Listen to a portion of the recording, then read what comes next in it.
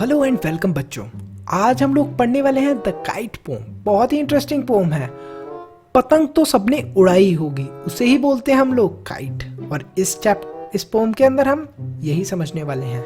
How bright on the blue is a kite when it's new, with dive and a dip it snap its tail, then soars like a ship with only a sail. तो यहाँ पर ये बताया गया है first tense के अंदर, how bright on the blue is a kite when it's new. जब हमारी काइट न्यू कलर की होती है, न्यू होती है, तब वो जो हमारा स्काई होता है ब्लू कलर का, उसके ऊपर कितनी अच्छी लगती है चमकती हुई। With a dive and a dip it snap its tail.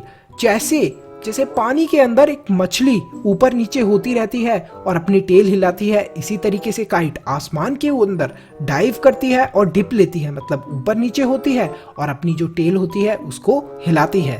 Then soars like a ship with only a sail. और किस तरीके से, जैसे हम शिप को कंट्रोल करते हैं एक तरीके से, इसी तरीके से हम लोग काइट को भी कंट्रोल करते हैं। जैसे एक शिप को हम एक डायरेक्शन के अंदर ले जाते हैं खींचकर हवा की हेल्प से, ऐसे ही हम काइट को भी ले जाते हैं। तो ये क्या होता है, जैसे आपने देखा होगा शिप के अंदर इस टाइप का कपड़ा लगा हुआ होता है जिससे हम लोग डायरेक्शन चेंज कर लेते हैं हवा की हेल्प से। इसी तरीके से हम लोग काइट की भी डायरेक्शन चेंज कर सकते हैं इन धागों। और हमें बताया गया है नेक्स्ट टेंस के अंदर, as over tides of wind it rides. तो ये जैसे ही मैंने आपको यहाँ पर एक एग्जांपल दिया था, यही बताया गया है एज ओवर टाइड्स। जिस तरीके से लहरें आती हैं पानी के अंदर और उससे जो हवा क्रिएट होती है लहरों के आने से, और हम लोग डायरेक्शन चेंज कर पाते हैं विंड के अंदर बोट की, इसी तरीके से हम लोग हवाओं के आने से हम लोग काइट की भी डायरेक्शन चेंज कर सकते हैं। Climbs to the crest of a gust and pulls. तो इसी तरीके से हम लोग खींच सकते हैं उसको और ढीला छोड़ सकते हैं। अगर खींचते हैं तो वो ऊपर की तरफ जाती है जब टाइटली उसे खींचते हैं, और जब हम लोग थोड़ा छोड़ देते हैं तब वो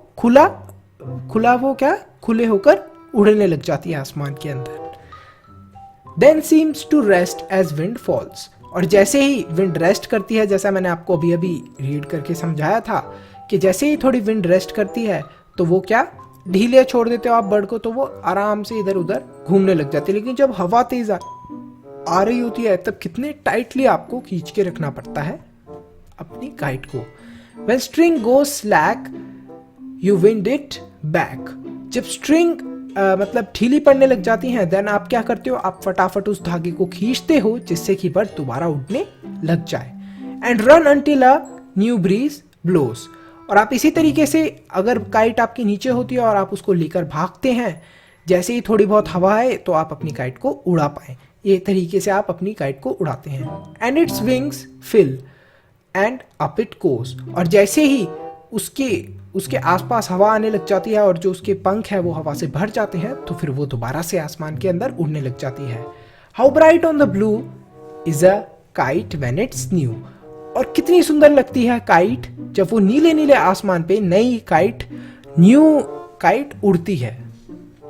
but a wretched thing you will see when it flaps on a string in the top of a tree। लेकिन आपको क्या दिखेगा, ये बड़ा ही अजीब सा आपको एक चीज दिखेगी। यहाँ पर ये बताया गया आपको कि जब हमारी जो काइट होती है वो फंस जाए किसी ट्री के अंदर, जब उसका जो धागा होता है वो अटक जाए या फंस जाए, बट अ wretched thing मतलब अटक जाए या फंस जाए, और फिर जब आप वो देखते हैं उस काइट को तो वो ट्री के ऊपर क्या होती है, फंसी हुई पड़ी हुई होती है धागे के साथ। तो यही बताया गया है। हैरी बहन ने इस पोम को लिखा है, काफ़ी इंटरेस्टिंग पोम है। वर्किंग विद द टेक्स्ट से कुछ क्वेश्चंस हम लोग देख लेते हैं।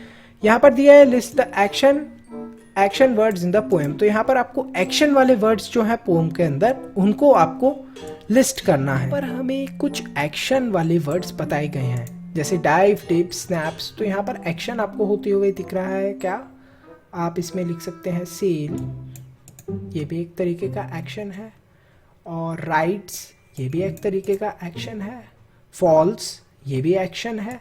तो ये सारी चीज़ें आप एक्शन के अंदर लिख सकते हैं और आपका आंसर सही होगा। नेक्स्ट पूछा गया है, read this lines from the poem, then soars like a ship with only a sail. The moment of the tailless kite is compared to a ship with a sail. This is called a sail.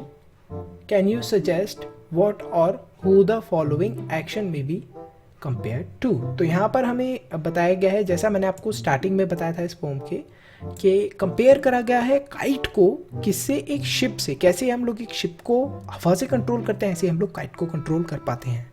तो यहाँ पर कुछ हमें similar चीज़ें बताई गई हैं जिनको हमें कंपेयर करना है। ही रन्स लाइक, सबसे तेज कौन भागता है? He runs like a leopard, leopard जो सबसे तेज भागता है। ही ईट्स लाइक, सबसे ज्यादा कौन खाता है? He eats like a elephant, और आप ये भी लिख सकते हैं he eats like a hippopotamus, इतना ज्यादा खाता है वो। He sings like a Nightingale, Nightingale जो बर्ड होती है छोटी सी, जो बहुत अच्छा गाना गाती है, वो लिख सकते हैं आप। इट शाइन्स लाइक, मतलब किसकी तरह चमकता है? It shines like a gem, एक हीरे की तरह चमकता है ये तो। इट फ्लाइज लाइक, वो उड़ता है किसकी तरह? It flies like a kite, it flies like a kite, एक काइट की तरह उड़ता है। तो यहाँ पर एक कंपेयर वाला दिखाया गया है, इसी तरीके से आप लोग इसको फिल कर सकते हैं। क्या था इसका? He runs like a leopard, he eats like a elephant, और you can say hippopotamus, she sings like a nightingale, it shines like a gem, it flies like a kite, or you can call a aeroplane, और whatever, जो भी चीज उड़ती है उससे आप compare करके बता सकते हैं। यहाँ पर नेक्स्ट क्वेश्चन है third, try to make a kite with your friend, collect the things required. तो ये वाला आपका एक्टिविटी बेस्ड क्वेश्चन है, एग्जाम में नहीं आएगा। ये जो दोनों क्वेश्चंस हैं आप देख सकते हैं, मैंने एक्सप्लेन अच्छे से कर दिए हैं। तो स्टूडेंट्स ऐसे ही और वीडियोस अगर आपको देखने हैं तो देख सकते हैं हमारे चैनल के ऊपर, सब्सक्राइब कर सकते हैं फ्री ऑफ कॉस्ट।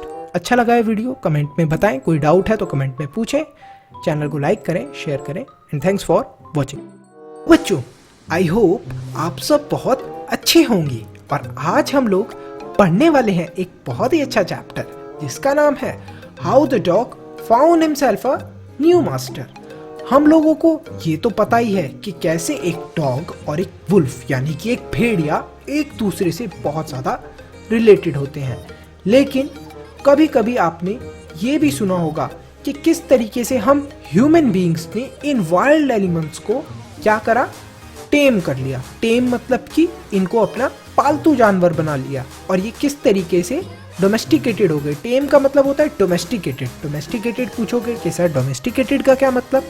डोमेस्टिकेटेड मतलब जो जानवर इंसानों के साथ प्यार से रहने लगे। तो यहाँ पर स्टार्ट करते हैं स्टोरी को। Dogs were once their own masters and lived the way wolves do in freedom until a dog was born who was ill pleased with this way of life. He was sick and tired of wandering about by himself, looking for food and being frightened of those who were stronger than he. तो यहाँ पर क्या होता है, जो dogs होते हैं वो खुद के मास्टर हुआ करते थे। मतलब कोई भी डॉग्स को पालतू जानवर की तरह नहीं पाला करता था।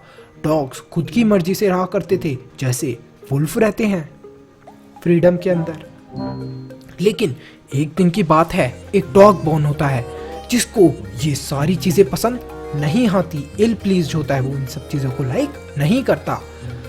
और वो क्या करता है, वो कोशिश करता है अपने रहने के तौर तरीकों को बदलने की। तो उसको ये भी नहीं पसंद था कि किस तरीके से वो खाने पीने के लिए इधर से उधर वैंडरिंग मतलब इधर से उधर घूमा करते थे, खाने पीने को ढूंढा करते थे।